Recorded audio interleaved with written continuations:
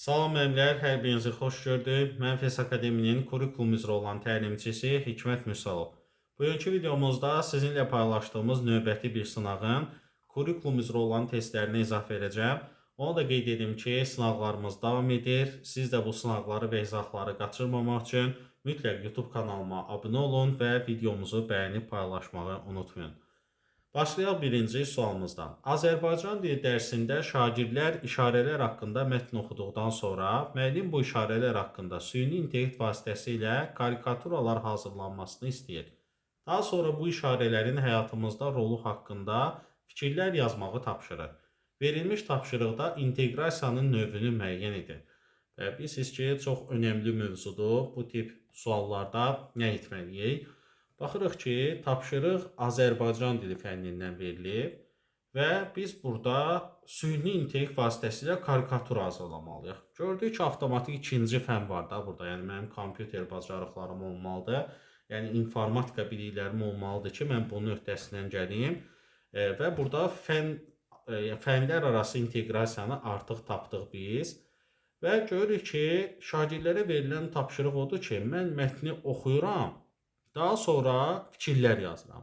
Gördüyünüz kimi oxu və yazı məzmun xəttləri, yəni bacarıqları arasında əlaqələndirmə var. Bu da fən daxili üfüqi inteqrasiya deməkdir. Yəni müəllimlər, bu sualımızın cavabı olacaqdır. Bəli, həm fən daxili, həm fənlər arası inteqrasiya. Süni intellekt vasitəsilə karikatura hazırlamaq fənlər arası oldu. Çünki fən Azərbaycan dilidir. Biz isə süni intellektə keçid edirik. Və Azərbaycan dilinin ikinci və üçüncü məzmun xəttlərinin arasında da bir əlaqə olduğu üçün fən daxili inteqrasiya götürürsünüz. Fən üstü isə artıq bilirsiniz ki, burada fən üstü inteqrasiyadan söhbət belə gedə bilməz. Gəlirik ikinci sualımıza. Bizdən uyğunsuzluğu istəyir. Birinci fikrimiz belədir. Geniş sinif müzakirələrinin yaradılması əvvəlki mövzuların təkrarı və sualların bölüşdürülməsi baxımından effektiv üsuldur. Müəllimlər, 3-2-1 üsulu yazılıb və bu doğrudur. Yəni, müşahidə elədim ki, bir çox müəllim burada birinci fikri səhv götürüb, amma bu doğrudur. Yəni, normalda siz 3-2-1-i müzakirə üsulu kimi tanımırsınız. Müzakirə üsulu da deyil, refleksiya üsuludur. Amma bu refleksiyanın nəticələrinə görə sinifdə geniş müzakirələr yaratmaq mümkündür. Əvvəlki mövzuları təkrar etdirə bilərsiniz, sualları bölüşdürə bilərsiniz. Yəni 3-2-1-dən bu yöndə istifadə etmək olar.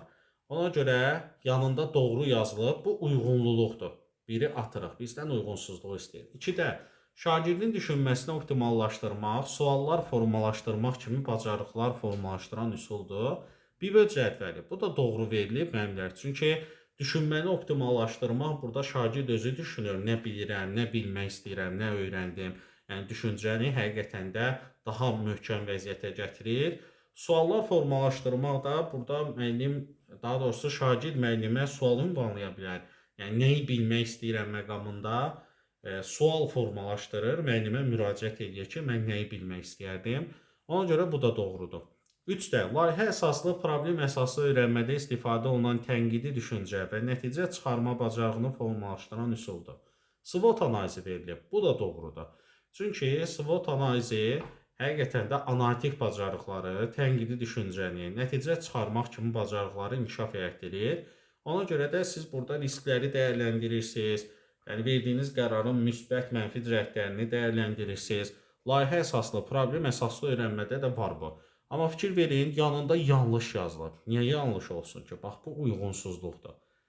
İdeyaları qruplaşdırmaq və kommunikasiya bacarıqlarının inkişaf etdirilməsi üsuludur. İnsident üzərində iş. Müəllimlər, insident üzərində iş real həyati hadisələr üzərində araşdırma işinin aparılmasıdır. Amma burada nə yazılıb? Kommunikasiya bacarıqları, ideyaları qruplaşdırmaq. Bu düşün, bölüş, paylaş üsulunda var, amma insident üzrə işdə yoxdur. Deməli, bu səhvdir, amma yanında doğru yazıblar. Gördüyünüz kimi 4 də uyğunsuzluqdur. Cavabımız olur 3-lə 4, yəni C variantı. Gəldik 3-cü sualımıza. Bəli, hər kəsin sevimlisi Bloom taksonomiyası. Azərbaycan dili dərsində şagirdlər Hüseynqulu xan mətnini dinlədikdən sonra müəllim belə bir tapşırıq verir ki, götürdüyünüz qeydlərə əsaslanaraq mətnin tarixi informativ mətn olduğunu əsaslandırın. Verilmiş tapşırıq idraki sahənin hansı mərhələsinə uyğun gəlir? Müəllimlər, təbii ki, burada əsaslandırma sözünü görürük və ağlımıza iki mərhələ gəlir ki, ya cavabımız dəyərləndirmək olacaq, ya da təhlil etmək olacaq. Yəni çox güman ki, bunlardan biridir. Amma necə bilək hansıdır? Baxın, mətni dinləyirik, daha sonra götürdüyümüz qeydlərə əsaslanırıq biz. Yəni mən bu qədər fikrin içərisində, bu qədər dinlədiyim informasiyanın arasında vacib qeydlər götürməliyəm və onlara istinad etməliyəm. Yəni burada bizim təhlil bacarıqlarımız, analiz etmə qabiliyyətimiz daha çox irəli sürülür və cavab olur Y bəndi. Əgər bu sualın cavabı dəyərləndirmək olsaydı, yəni daha çox götürdüyüm qeydlərə deyil də, birbaşa öz düşüncəmə əsaslanıb fikrimi bildirərdim, münasibətimi bildirərdim məsələyə. Yəni götürdüyünüz qeydə əsaslanıb bu fikri əsaslandırırsınızsa, bu artıq olur təhlil etmə mərhələsi. Gəldik növbəti sualımıza. Müəllim bitkilərin inkişafına təsir edən amillər mövzusunu tədris edir. Dərsin əvvəlində şagirdlərə eyni növ bitkiləri müxtəlif şəraitdə müşahidə etməyi tapşırır. Şagirdlər bir neçə gün ərzində qeydlər aparır, nəticələri müqayisə edir, fərziyyələr irəli sürür və müşahidələrini əsaslandırırlar. Müəllim onların cavablarını istiqamətləndirici suallarla dərinləşdirir. Müxtəlif fikirləri müzakirəyə çıxarır və şagirdlərin ümumi nəticəyə gəlməsinə şərait yaradır. Müəllimin istifadə etdiyi pedaqoji yanaşmaya aid olmayan cavab hansıdır? Müəllimlər, sual böyükdür. Təbii ki, siz sualın böyük olmasından qorxmamalısınız.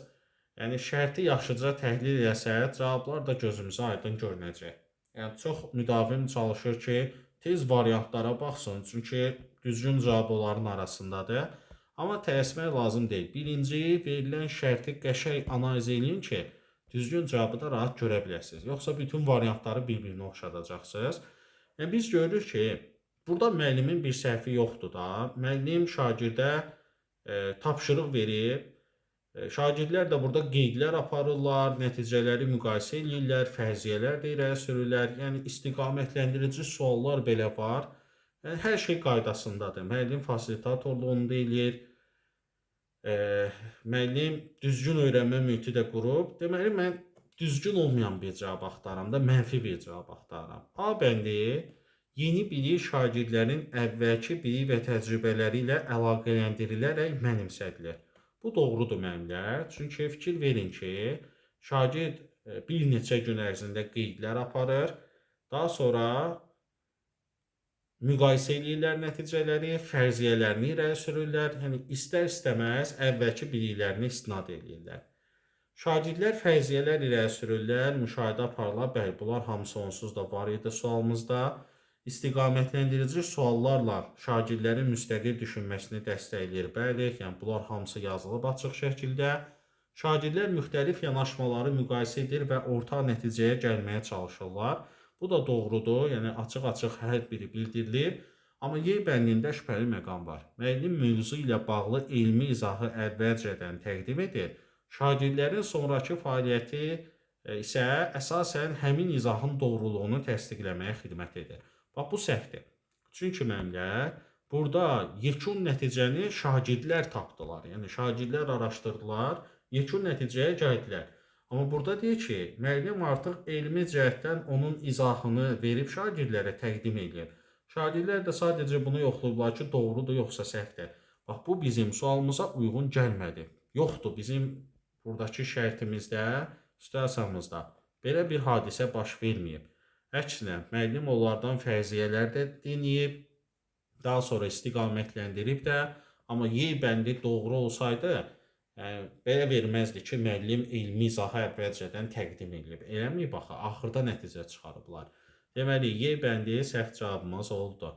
Bəli, növbəti dəfədə ən sevdiyimiz mövzu qarşımıza çıxır. Biz də baxırıq bu suala. Cizgi filmini izləyin. Daha sonra isə tarixi şəxsiyyətlər, qəhrəmanlar haqqında verilən məlumatlarla filmin qəhrəmanının qorxmazlığı arasındakı əlaqəni müəyyən edin. Verilmiş tapşırıq idraki sahənin hansı mərhələsinə uyğun gəlir? Müəllimlər, bax, sualı təsəvvür edin. Sualla empatiya qurun. Yəni özünüzü qoyun o sualın içində təsəvvür edin. Yoxsa tapmaq çətin olacaq. Bax, mən cizgi filmini izləyirəm. Düzdür, cizgi filmi izləyən yaşım deyil, amma izləyirəm də. Daha sonra tarixi şəxsiyyətlər, qəhrəmanlar haqqında orada verilən məlumatları filmin qəhrəmanının qorxmazlığı ilə əlaqələndirirəm. Yəni bunun üçün mənlər analitik bacarıqlar olmalıdır. Yəni təhlil bacarıqlarımız olmalıdır. Məsələn, xatırlamaqla, anlamaqla, tətbiq etməklə bu sualı cavablamaq mümkün deyil.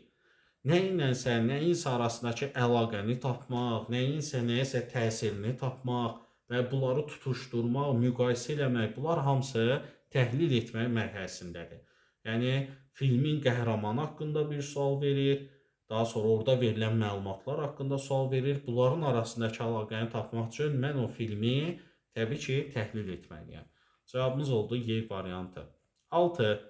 Müəllim müşahidə edir ki, sinifdə aparılan müzakirələr zamanı bəzi şagirdlər öz səhvlərini qəbul etmir, tapşırıqları səthi yerinə yetirir və qrup işindən sonra fəaliyyətlərini qiymətləndirməyə maraq göstərmirlər. Bu vəziyyət mütəmadi xarakter aldığı üçün müəllim problemin əlinə yönəlmiş yanaşma seçmək istəyir. Bu halda müəllimin hansı yanaşması daha məqsədə uyğundur? Baxın müəllimlər, burada bir məqam var. Ola bilər ki, bu tip suallarda hansısa variant sizə 5%, 10% məntiqli gələ bilər. Olsun, amma bu demək deyil ki, bu doğru cavabdır. Bizə deyir ki, daha məqsədə uyğun olanı, yəni ən ideal cavabı axtarırıq. Bax, bu sizin həmişə nəzərinizdə olsun.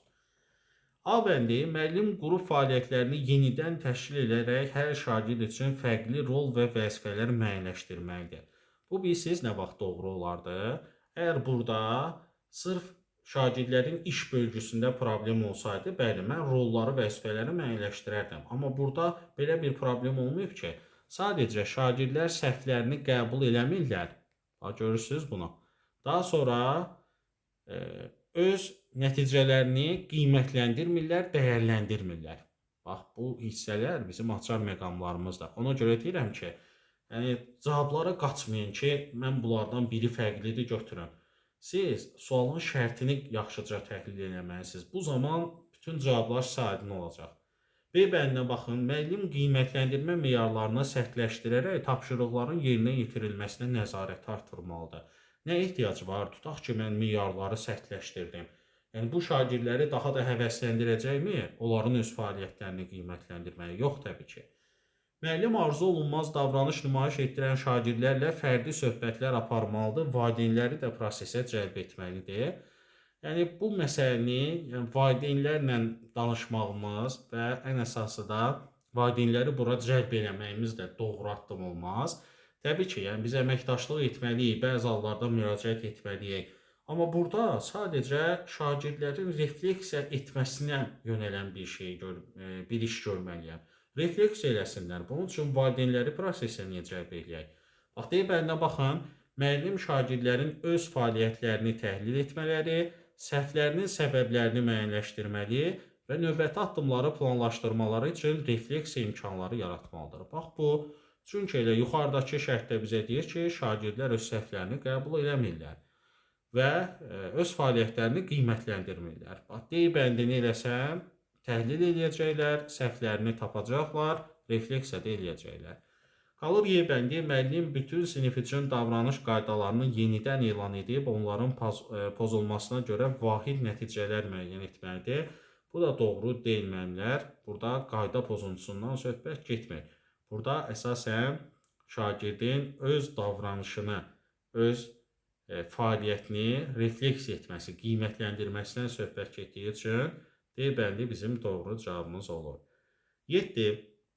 Məktəbdə keçirilən açıq dərsdən sonra müəllimin fəaliyyəti metodik birlikdə müzakirə olunur.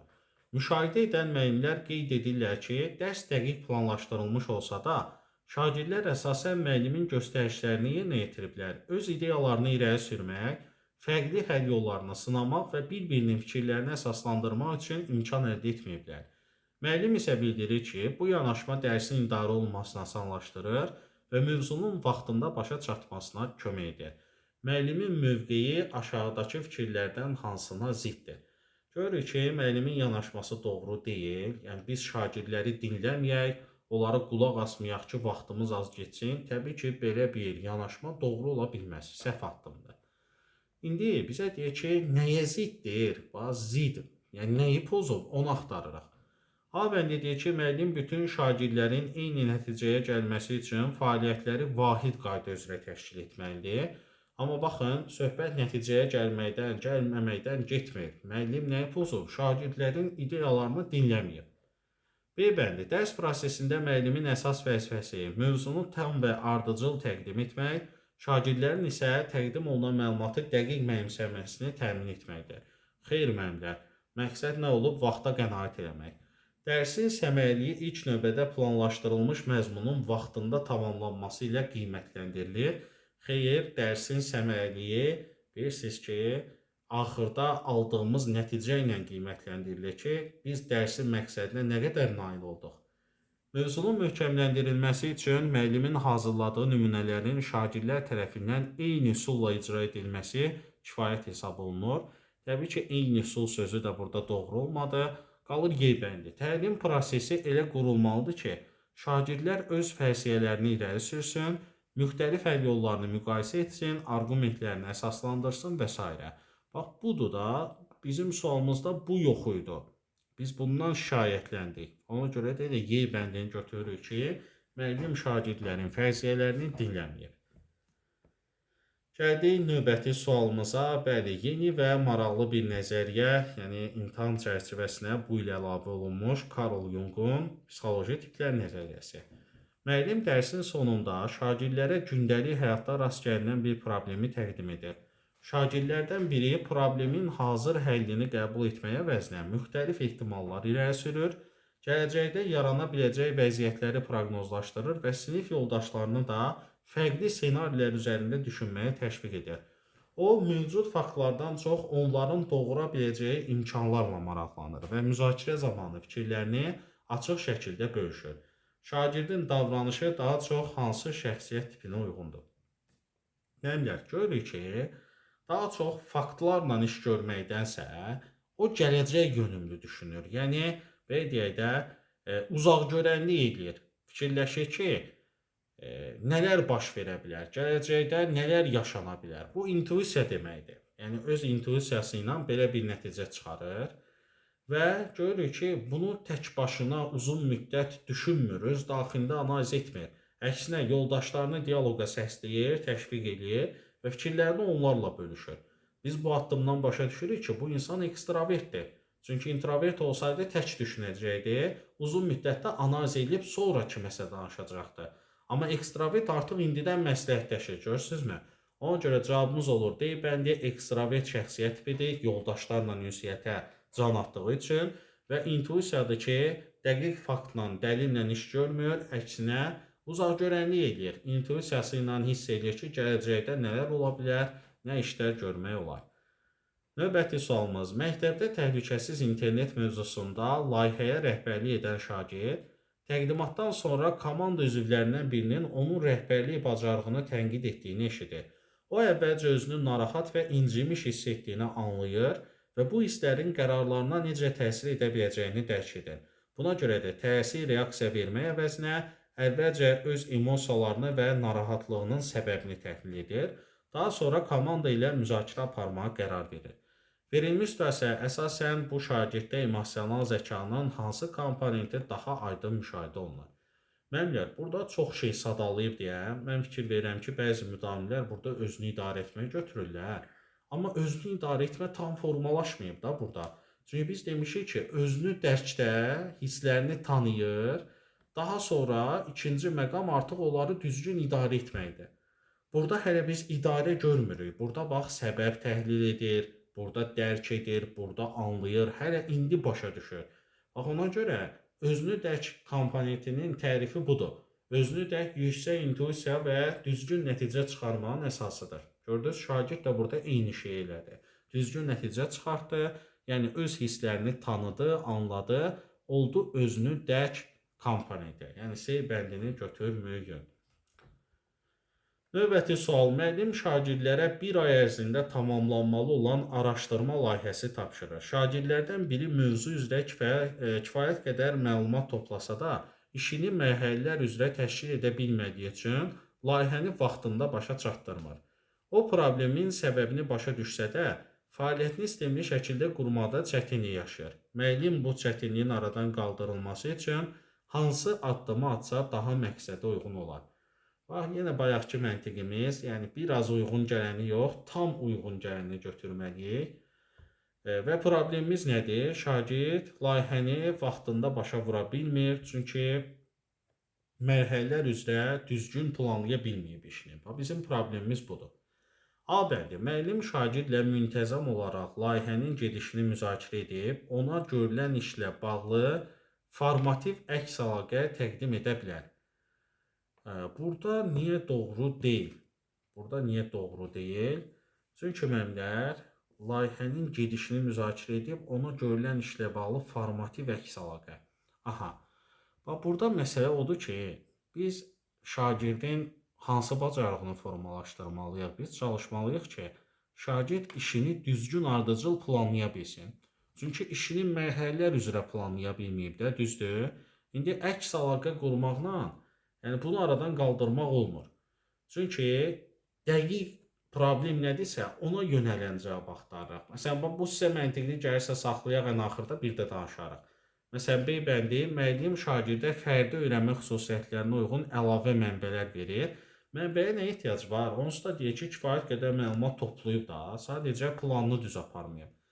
Müəllim layihənin müəyyən hissələrinin daha bacarıqlı qrup yoldaşı ilə birgə yerinə yetirməsi, yox, yəni bir işi bacarmırsa, tez başqası ilə görsün ki, tez başa vursun, bu düzgün məntiq deyil. Yəni, müəllimin xüsusi bir dəstəyi olmalıdır da bu şagirdə. Müəllim layihənin yerinə yetirilməsi müddətinə nəzarəti artıraraq hər mərhələnin sonunda hesabat təqdim olunmasını tələb edər.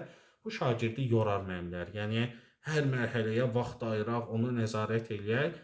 Yəni, bu biraz uzun müddətlidir. Bizə lazımdır ki, anında şagirdə təsir eləyə biləcək və onu dəstəkləyəcək bir məqam. Y bəndinə baxın, müəllim şagirdlə birlikdə, bax, buradan artıq bizə bir ümid verir ki, bu variant düz olacaq. Məqsədləri kiçik mərhələlərə ayıran, yəni demək istəyir ki, böyük məqsədləri kiçik mərhələyə ayıran, vaxt bölgüsünü, icra ardıcıllığını müəyyənləşdirən fərdi fəaliyyət planı hazırlayır. Şagirdlə birgə. Problemimiz nə idi? Mərhələlər düz getmirdi. Bax, Y bəndi birbaşa o problemə yönəldiyi üçün cavab olur Y bəndi. Amma A bəndi gördünüz, indi artıq zəif qaldı. Düzgün cavabın yanında o çox cılız qaldı ki, ancaq əks əlaqə qurmaqla bunu tam təmin etmək olmaz təbii ki. Çünki layihə onsuz da uzun müddətlidir. Sırf əks əlaqə quraraq, bunu düzəldərək eləsək bu problemi daha çox vaxtımız gedəcək. Gəldik növbəti sualımıza. Aşağıdakı tapşırıqlardan hansı Norman Webin dərin bilik səviyyələri nəzəriyyəsinə görə şagirddən strateji düşünmə tələb edir? Müəllimlər, bilirsiniz ki, strateji düşünmə dərin biliyin səviyyələrindən sırf 3-cü səviyyədir. Yəni, bundan sonra yalnız bir səviyyə gəlir ki, genişləndirilmiş düşünmə və şagird orada həqiqətən də bütün yaradıcı, bütün tənqidi bacarıqlarını ortaya qoyur. Amma strateji düşünmə əsasən sizdən əsaslandırmaq, bunu arqumentlə bildirmək, yəni bu cür şeylər istəyir sizdən. Baxaq A bəndinə. Verilmiş mənbələrdəki məlumatları təhlil edərək, onları müəyyən meyarlar üzrə təsnifləşdir, təsnifatın məntiqini əsaslandır və əldə etdiyi nəticələri ümumiləşdir.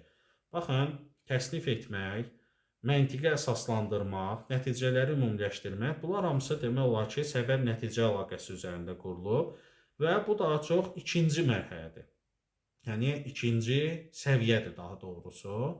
Bu anlamağa daha çox yönəlir. Ona görə A bəndini atırıq kənara. Verilmiş problem üçün bir neçə alternativ həll yolu irəli sürür. Aha, baxın, strategiya var burada, görürsünüz, strateji düşünür. Hər birinin üstün və zəif cəhətlərini dəyərləndirir, ən məqsədə uyğun variantı seçərək qərarını əsaslandırır. Aha, bax, budur müəllimlər. Çünki sualda əməlli başlı bir strategiya gördük. Strateji düşünmə elə budur. Yəni, bu 3-cü səviyyədir və gördüyünüz kimi burada ən uyğun variantı da seçərək qərarını əsaslandırır. Yəni, budur. C bəndi müxtəlif mənbələrdən əldə olunan faktları əlaqələndir, onlar arasındakı oxşar və fərqli cəhətləri müəyyənləşdirərək nəticəni arqumentlərlə şərh et.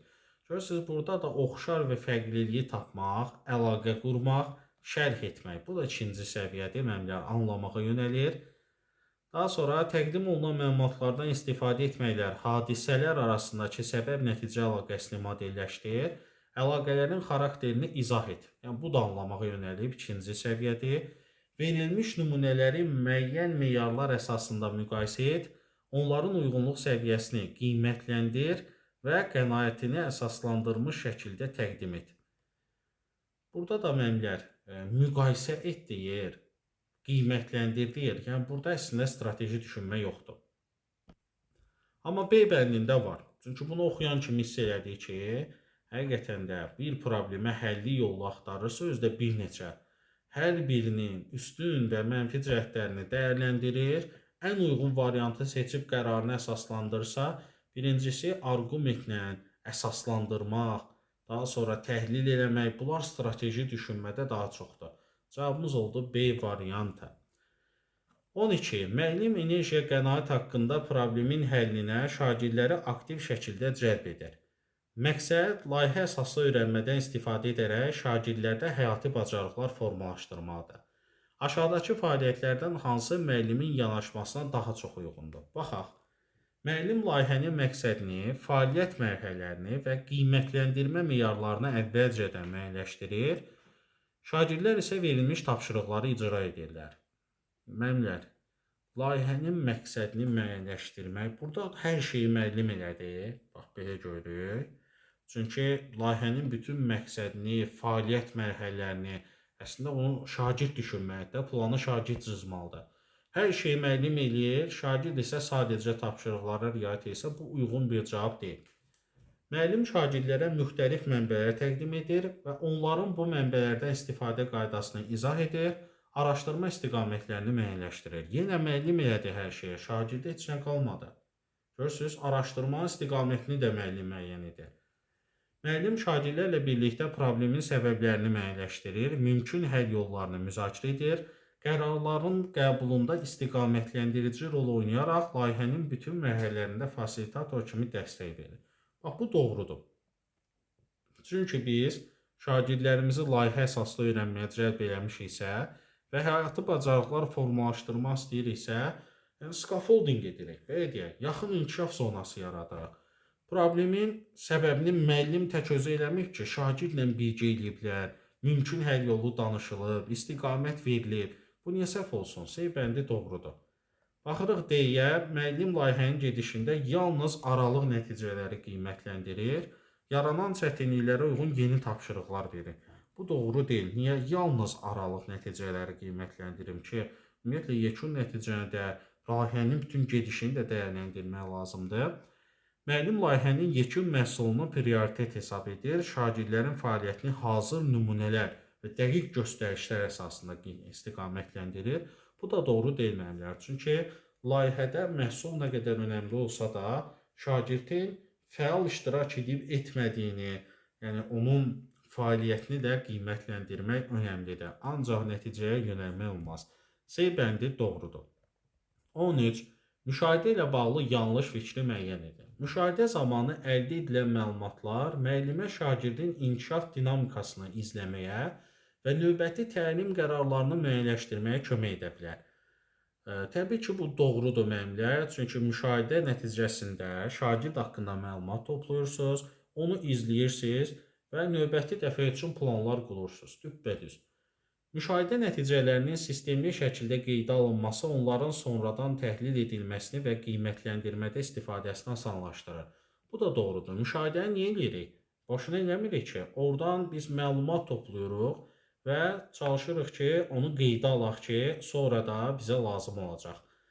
Müşahidə zamanı toplanan məlumatların əsas funksiyası şagirdlərin fəaliyyətini standart meyarlar üzrə kəmiyyət göstəricilərinə çevirmək və yekun qiymətin hesablanmasını təmin etməkdir. Müəllimlər, müşahidə yekun qiymətləndirmək üçün deyil, yəni ona da təsir etmir. Müşahidə şagirdi inkişaf etdirmək üçündür. Belə deyək, biz müşahidəni formativdə danışmışıq, amma burada deyək ki, kəmiyyətə çevirmək. Axı müşahidə summativin bir növü deyil, bir üsulu vasitəsi deyil. Ona görə C bəndi səhvdir. Strukturlaşdırılmış nə deməkdir? Yəni planlı. formal müşahidənin aparılması. Yəni formal müşahidə əvvəlcədən müəyyən edilmiş meyar və göstəricilər əsasında aparılır. Bu da doğrudur. Müşahidə yalnız yekun nəticəni deyil, şagirdin tapşırığı yerinə yetirmə prosesində nümayiş etdirdiyi davranış bacarıqları da əhatə edir. Bəli, doğrudur. Bayaqki sualımız sırf bu fikrə görə səhv çıxdı da. Müəllim yekun məhsulu əsas götürürdü. Amma görürsünüz, yalnız yekun nəticə önəmli deyil, gedişat da önəmlidir.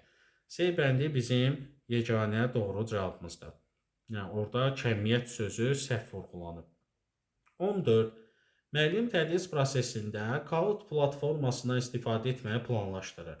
Aşağıdakı fikirlərdən hansı pedaqoji baxımdan düzgün olmur? A bəndi. Müəllim bu platformadan dərsin əvvəlində şagirdlərin əvvəlki mövzu üzrə mövcud səviyyəsini müəyyən etmək üçün istifadə edə bilər. Bu doğrudur müəllimlər. Dərsin əvvəlində siz şagirdlərin biliklərini yoxlamaq üçün istifadə edə bilərsiniz. Çünki müxtəlif burada sual tiplərindən istifadə etmək olar. Müəllim Kahoot vasitəsilə əldə olunan nəticələri təhlil edərək şagirdlərin çətinlik çəkdiyi məqamları müəyyənləşdirir, növbəti təlim fəaliyyətində planlaya bilər. Doğrudur müəllimlər, siz çünki nəticələri izləyirsiniz, baxırsınız ki, nəyi anlayıblar, nəyi anlamayıblar. Müəllim Kahoot platformasında keçirilən fəaliyyət zamanı şagirdlərin bir-biri ilə fikir mübadiləsi aparmasına imkan vermir, çünki platformanın əsas məqsədi fərdi nəticələri müəyyənləşdirməkdir. Yəni, bu əsas məqsəd deyil müəllimlər. Yəni, Kahoot platformasında əksinə şagirdlər arasında məsləhətləşmə, yəni ünsiyyət, kommunikasiya ola bilər. Birgə tapşırıqların öhdəsindən gələ bilərlər. Niyə? Biz deyək ki, yox, mütləq ki, fərdi nəticə götürülməlidir. Bax, bu səhvdir. Müəllim Kahoot platformasından istifadə etdikdən sonra düzgün və yanlış cavabları şagirdlərlə birlikdə müzakirə edərək, onların səhvlərinin səbəblərini təhlil etmələrinə şərait yaradır. Yəni, bu çox doğru variantdır. Şagirdlərlə birgə müzakirə gedir, səhvləri araşdırırıq. Y bəndi müəllim Kahoot platformasını formativ qiymətləndirmə vasitəsi kimi tətbiq edir, şagirdlərə operativ əks əlaqə verir, əldə olunan nəticələrdən təlim prosesinin təkmilləşdirilməsi məqsədi ilə istifadə edir. Bu variantdan qorxan bəzi müəllimlər var. Yəni, çünki birbaşa damğalayır ki, formativ qiymətləndirmə vasitəsi kimi istifadə edir. Ola bilər də müəllimlər, yəni siz hər dəfə deməyək, yəni bəzən bundan istifadə edəcəksiniz və formativ olaraq şagirdi izləyib dəyərləndirə biləcəksiniz. Əks əlaqə qurmaq da mümkün olacaq. Doğrudan da formativdə önəmlidir. İstifadə etmək mümkündür. C bəndi isə səhv idi, çünki müəllim şagirdlərə ancaq fərdi işləyin deyə bilməz həmin platformaya görə. Kommunikasiyada yaratmaq mümkündür. Müəllim qrup işi zamanı bir şagirdin digər komanda üzvlərinin fikirlərini davamlı olaraq lağa qoyduğunu və onların danışmasına imkan vermədiyini müşahidə edir. Nəticədə bəzi şagirdlər fikir bildirməkdən çəkinir, qrup daxili əməkdaşlıq zəifləyir və tapşırığın icrası ləngiyir. Verilmiş situasiya ilə bağlı yanlış fikri axtarırıq müəllimlər. A bəndi. Müəllim əvvəlcə vəziyyətin səbəblərini araşdırmalıdır. Daha sonra şagirdlərlə fərdi və qrup şəklində söhbətlər aparıb, qarşılıqlı hörmətin əhəmiyyətini müzakirə etməlidir. Bu doğrudur, çünki biz səbəbləri də araşdırırıq, problemin səbəbini. Həm fərdi, həm qrupla söhbət aparırıq, qarşılıqlı hörməti də aşılayırıq. Bu, yəni səhv ola bilməz, düzdür bu. Sinifdə əməkdaşlıq, aktiv dinləmə və ünsiyyət bacarıqlarını inkişaf etdirən fəaliyyətlərin müntəzəm təşkili gələcəkdə oxşar problemləri azaldacaq, düzdür. Yəni, aktiv dinləmə, ünsiyyət, əməkdaşlıq bacarıqları olsa, yuxarıdakı bu lağa qoymaq kimi bir vəziyyət olmaz. Yəni, əməkdaşlıq zəifləsin, daha sonra şagirdlər arasında problemi yaransın, əlbəttə ki, azalar. Belə hallarda əsas məqsəd şagirdlərin akademik nəticələrini yüksəltmək olmalıdır. Belə olduğu halda sosial və emosional bacarıqların inkişafını təmin etmək mümkündür. Müəllimlər, akademik nəticələr bir əsas deyil bizim üçün. Sırf bu düşüncə ilə ki, məsələn, bu o demək deyil ki, hər akademik nəticəsi yüksək olan şagirdin sosial, emosional bacarıqları güclüdür deyə bilmərik. Yəni, əsas məqsəd akademik nəticə olmur. Bu bizim son məqsədlərimizdən biridir. Çünki bizi o nəticəyə aparıb çıxaran çox vasitə var. Sosial bacarıqlarda, emosional bacarıqlarda bu vasitələrdən biridir. Ona görə bu tamamilə səhv bir cavabdır ki, əsas akademik nəticəyə, yekun qiymətlərə yönələrək, amma digər məsələlər qalsın doğru deyil. Müəllim əməkdaşlıq, empatiya və məsuliyyət hissini inkişaf etdirmək üçün refleksiya tapşırıqlarından, rollu oyunlardan və müzakirələrdən istifadə edir. Bəli, beləliklə əməkdaşlıq da güclənir və şagirdlərin arasında qrup daxili problemlər yaranmır. Məktəbdə mənəvi və sosial bacarıqların formalaşdırılması təkcə ayrıca tərbiyə saatlarında deyil, bütün təlim prosesi və gündəlik sinif həyatında davamlı şəkildə həyata keçirilməlidir. Bu da doğrudur məncə. Yəni sizin şagirdlərlə bu cür mənəvi söhbətlər aparmağınız üçün xüsusilə hansısa bir saatı, vaxtı gözləməyiniz lazım deyil. Müntəzəm olaraq bu işlə məşğul olmaq lazımdır. 4M1KH üsulunun tətbiqi ilə bağlı aşağıdakı fikirlərdən hansı uyğun deyil? Şagirdlərin təqdimat zamanı özünü ifadə etmə və dinləyicilərlə emosional ünsiyyət qurma bacarıqlarını formalaşdırır. Müəllimlər, elə bu uyğun deyil. Saxlayaq, axırda danışarıq bir daha. Şagirdlərin faktlarla fərziyyələri ayırt etməsinə və arqumentlərini əsaslandırmasına kömək edir. Bu doğrudur müəllimlər. Çünki 4M1KH suallar texnikasıdır. Siz faktlar, informasiyalar toplayırsınız bir hadisə, bir mövzu haqqında və fakt nədir, fərziyyə nədir, yəni hansı doğrudur, hansı yanlış ola bilər, bunları ayırt edə bilirsiniz. Doğrudan da bu yaxşı bir necə deyirlər, nəticədir. Yəni bunun 4M1KH-da olması bu üsulu daha güclü edir. Mövcud informasiya əsaslanaraq nəticə çıxarma və səbəbləri izah etmə bacarığı. Doğrudur, informasiya toplayırsınız bu suallar vasitəsilə. Yəni 4M1KH nə üsuludur? Kim, nə, harada, necə, niyə? Bu suallara cavab axtarırsınız və bu informasiyaları topladıqdan sonra nəticə çıxarırsınız, səbəbləri izah edə bilirsiniz. Bu üsul şagirdlərdə oxuyub anlama, dinləyib anlama bacarıqlarını inkişaf etdirir. Doğrudur. Çünki siz həm qrup halında əməkdaşlıq edirsiniz, yəni nəsə ünsiyyət baş verir, soruşursunuz, dinləyib anlayırsınız. Daha sonra şahid oxuya bilirsiniz, araşdırırsınız, çünki ona görə oxuyub anlama da var. Problemi müxtəlif prizmalardan dəyərləndirməyə və alternativ baxış bucaqları formalaşdırmağa imkan verir. Bunda bəzi müəllimlər çaşır, əşyaların qeyri-adi istifadəsi və yaxud cisim və hadisələrə müxtəlif nöqteyi nəzərdən baxılması bu üsullarda götürürlər, amma 4M1KH-da da var. Çünki siz müxtəlif suallar əsasında bu hadisəni araşdırırsınız və beləliklə müxtəlif prizmalar əsasında da dəyərləndirirsiniz. Qaldı A bəndi, çünki A bəndi daha çox debat kimi üsullara aiddir ki, şagird orada özünü ifadə edəcək, arqumentlər gətirəcək və dinləyicilərlə ünsiyyət qura bilməlidir. Yəni onları manipulyasiya edə bilməlidir, belə deyək, inandırıcılıq qabiliyyəti olmalıdır. Ona görə A bəndi səhvdir. Gəldik 17-yə. Qrup işi zamanı müəllim şagirdlərə birgə araşdırma tapşırığı verir. Tapşırığın mərhələli şəkildə icra olunması tələb olunur.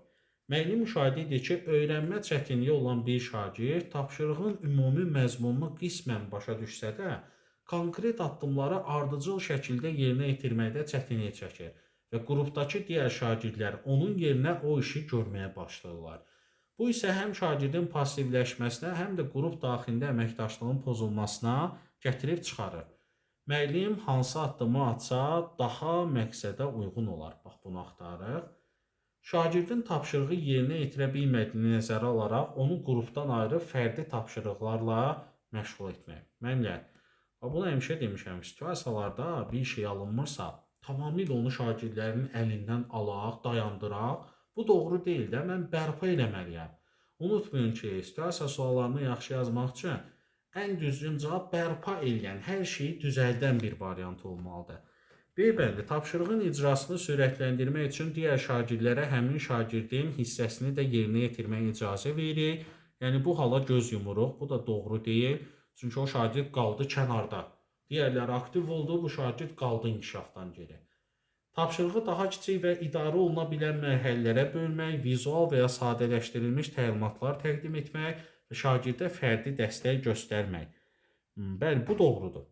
Çünki şagirdin çətinliyi nədir? Konkret addımları ardıcıl şəkildə yerinə yetirə bilmir. Biz də onu mümkün qədər kiçildirik, mərhələlərə bölürük Vizual təqdimatlar da eləyirik, fərdi dəstək göstəririk və şagird inkişaf eləyir. Artıq digər yoldaşlarla ayaq uydura bilir, belə deyək. Ona görə S bəndi doğrudur. Şagirdin müstəqil şəkildə problemi həll etməsini gözləyirsiniz, müdaxilə etmirsiniz. Bəlkə də heç belə də qalacaq, heç düzəldə bilməyəcək. Gözləmək nə dərəcədə düz ola bilər? Səhvdir. Tapşırığın təlimatını bütün sinif üçün yenidən izah etmək və eyni formada davam etdirmək. Xeyr müəllimlər, təlimatı onsuz da izah etmişik, sadəcə şagird alındıra bilmir. Yenidən izah etməkdənsə dəstək verən bir cavab axtarırıq, o da C variantındaydı. Gəldik 18-ci sualımıza. Tədris prosesinin effektiv planlaşdırılması ilə bağlı yanlış olanı müəyyən edin. Dərsin planlaşdırılması müəllimlərə şagirdlərin müxtəlif ehtiyaclarını və qabiliyyətlərini nəzərə almağa imkan verir. Əvvəlcədən planlama etməklə müəllim bütün şagirdlərə uyğun strategiyalar hazırlaya bilər. Bu doğrudur. Biz əsasən demişik ki, gündəlik planda dərsin diferensiyasının şagirdlər üçün düzgün qurulması nəzərə alınmalıdır.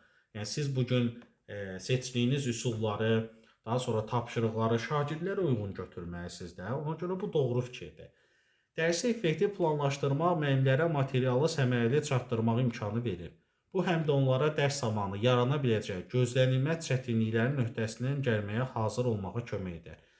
Düzdür, çünki gündəlik planda müəllimin B planı deyilən bir şeydən danışmışıq ki, yəni müəllim bəzi şeyləri təxmin edir ki, nədə problem ola bilər və bu zaman nə edəcəm?